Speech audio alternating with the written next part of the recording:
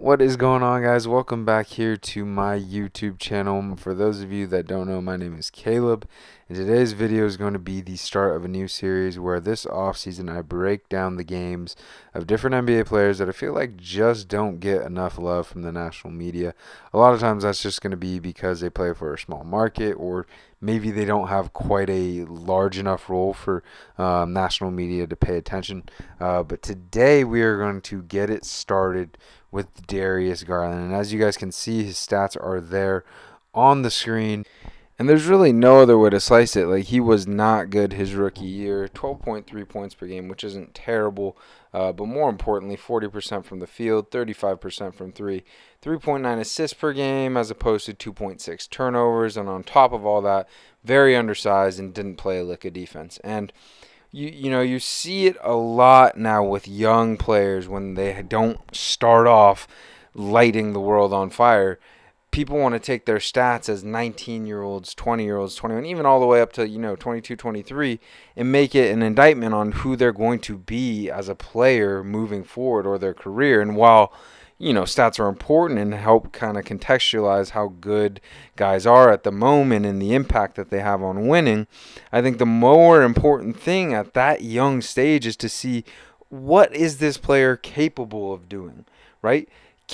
What can this player do on a basketball court, and with the understanding and hope that with reps, with time, with film, with everything that goes into improving as a basketball player, then that consistency comes. And Darius Garland is just one of those guys where even in his rookie year when he struggled, he did certain things on the court where it was like, all right, that is special. That is special. Namely, it's the handle. I really do think the handle here has Kyrie Irving level potential. And I know that might sound ridiculous. I know it might. I'm not saying he'll be as good as Kyrie Irving, but I really do see similarities in his ability to create space for himself and for others, and to shoot the ball off the dribble. But you don't have to take my word for it anymore. Let's just jump into the tape, and you guys can see for yourselves. I appreciate you all being here. Let's do this thing. All right, you can't tell me you don't get some Kyrie Irving vibes from this. Sets up Conley beautifully, gets Rudy on his heels right here, and then you're going to see, instead of going up with the left here and getting his shit swatted, he goes up and uses the rim as protection. That's a tough finish. All right, again here, I'm just trying to show you the different collection of things he has in his bag. Look at this little hezzy on Derek White. Whoop! And that's, again, because he can shoot the shit out of it. Poor Rudy's going to get matched up here with Darius, and you're going to actually see the ref's going to miss him stepping out of bounds. But look at this. Always stays on balance, and the threat of that shot just gets Rudy completely off balance. Drops it off to Hartenstein. Not normal for a young pup to be able to do that. DG loves this pullback move right here.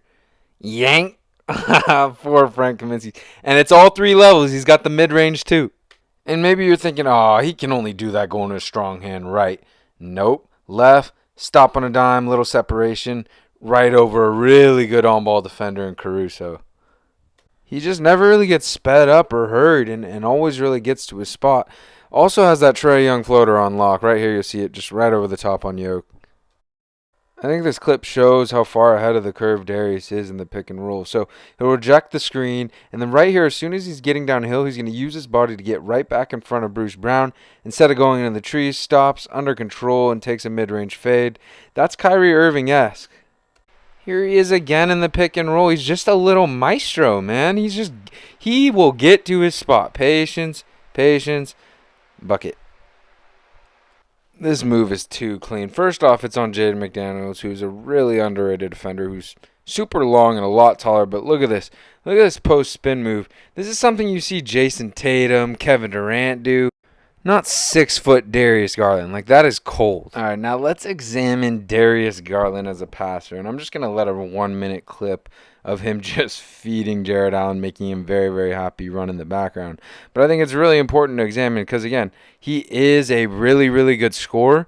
But what I think makes his upside that much higher is it's not just scoring. He's a really, really good passer.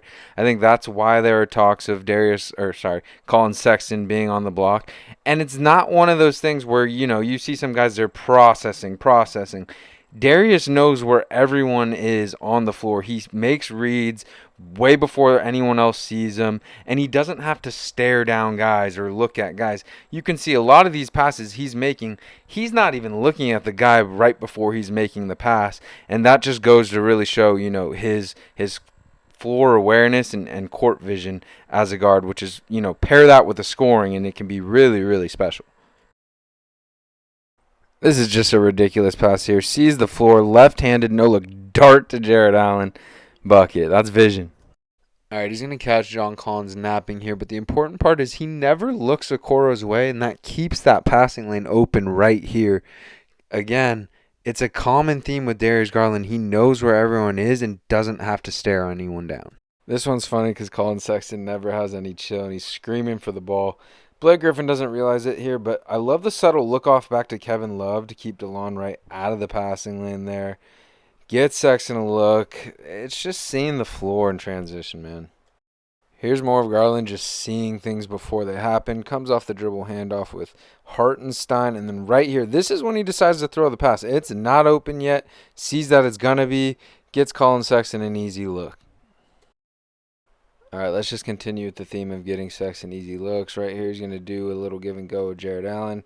Gets it back to him, and then stop it right here. Because he's not staring at Sexton, Vassell doesn't know that he's behind him. Little dump off. Another good look for Sexton.